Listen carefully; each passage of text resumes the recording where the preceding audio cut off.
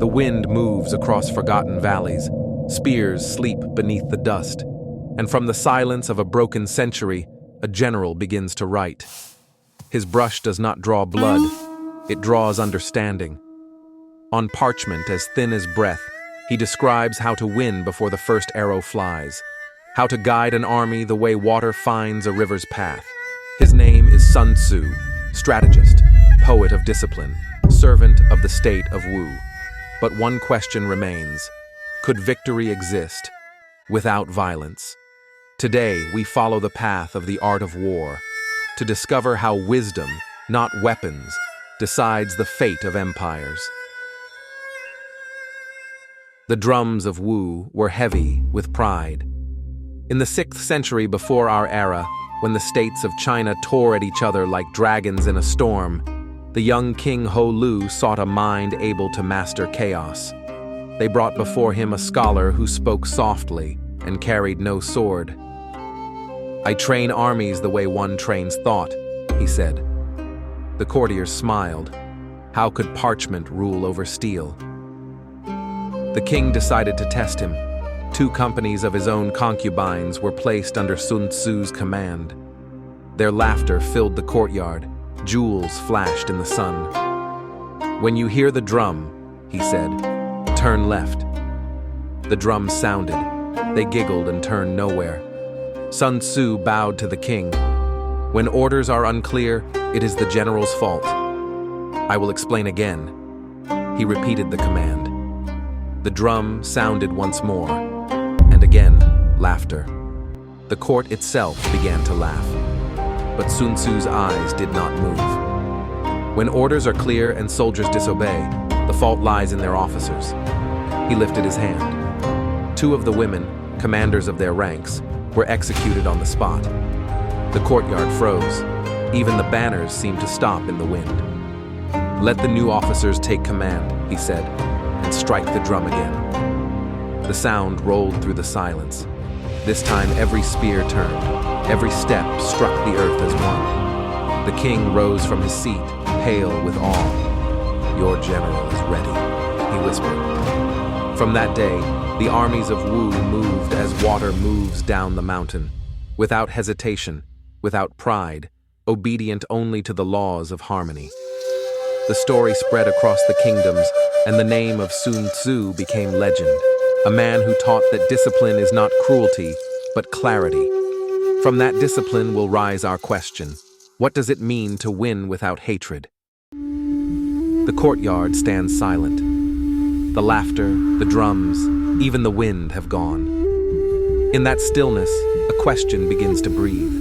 We saw obedience born from fear, and order born from loss. Was it discipline, or the shadow of cruelty? Across the ages, every empire faces the same whisper. If victory demands hatred, is it still victory at all? To the strategist of Wu, the answer would shape his book, a scripture not of conquest, but of perception. And so, the art of war begins. Every ripple carries the memory of war, every silence the weight of choice. In his book, Sun Tzu divided the art of strategy into reflections, 5 mirrors that reveal the same truth. Victory is never a single blow, but a balance between knowing, shaping, guiding, harmonizing, and transcending. Know the enemy and know yourself. In 100 battles, you will never be defeated. The first mirror is perception. It is the difference between sight and understanding, between information and wisdom. A commander who studies the map but not his own fear fights half blind. The wise general reads terrain and temper alike. In the silence before the battle, he listens, not to the drum, but to the heartbeat of his men. When knowledge replaces arrogance, even silence becomes strategy. Water has no constant shape. The one who adapts will survive. The second mirror teaches movement. To be formless is not to be without strength, but without weakness. Armies collapse when they fight the mountain. They triumph when they flow around it. The master of formlessness wins because he is never where the enemy expects. In politics, in business, in life, the lesson endures. Rigidity is the slowest defeat. The moral law causes people to be in complete accord with their ruler. The third mirror is harmony, the Tao that unites ruler, general, and soldier. When virtue flows downward, discipline rises upward. Fear commands obedience, but only respect commands loyalty. In the forge of shared purpose, blades are tempered and hearts aligned. The general who fights without compassion wins cities but loses heaven. He who knows the terrain knows himself.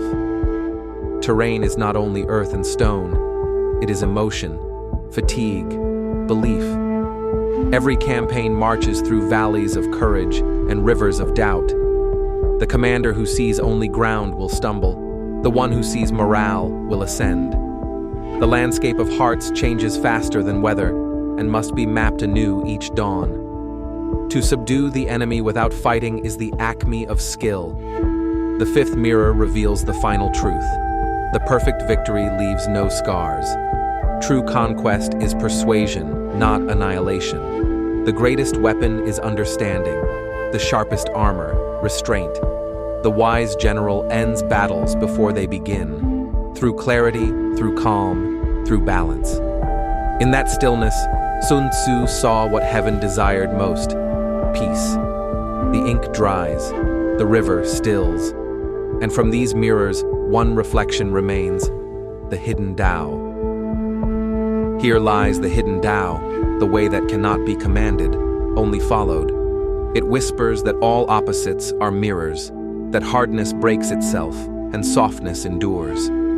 Water conquers by yielding. The general who conquers himself commands all others. The ruler who rules his own desires needs no empire. In the Tao of conflict, every blow invites its echo. Every victory carries its shadow. Only those who act without hatred can step beyond the cycle. To strike without anger, to speak without pride, to win without glory. This is the discipline that transcends warfare. For Sun Tzu, the field of battle was never the earth. It was the human heart. He wrote not to sharpen the sword, but to polish the mirror in which humanity sees itself. The greatest strategy is compassion. The purest power is restraint. The quietest command is understanding.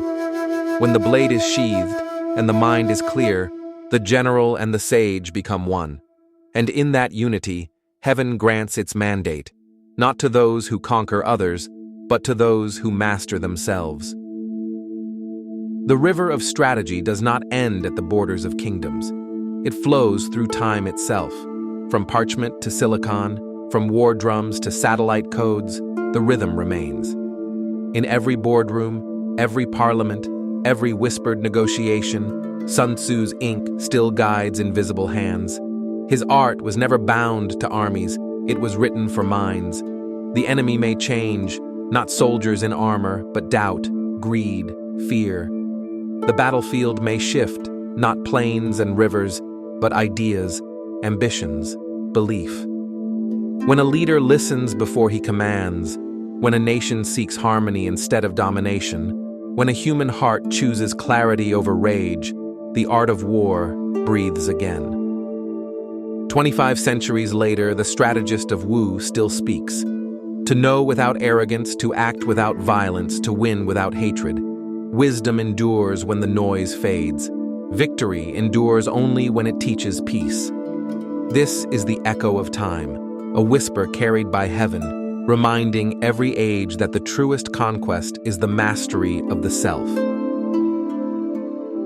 The river returns to stillness. What remains is not the noise of war, but the rhythm of wisdom. Across the centuries, voices have risen and fallen like waves, yet the current of the Tao flows unbroken. Sun Tzu's ink has not faded. It lingers in the choices we make, in the moments we choose patience over pride, clarity over chaos. The art of war was never a book of conquest. It was a mirror for the human spirit. Those who read it seeking power find fear. Those who read it seeking understanding find peace. And so the seal is pressed once more. The mark of heaven rests upon still water. The war has ended, not outside, but within. This is the mandate: to walk in balance, to lead with virtue, to master the self, so that the world at last may know harmony.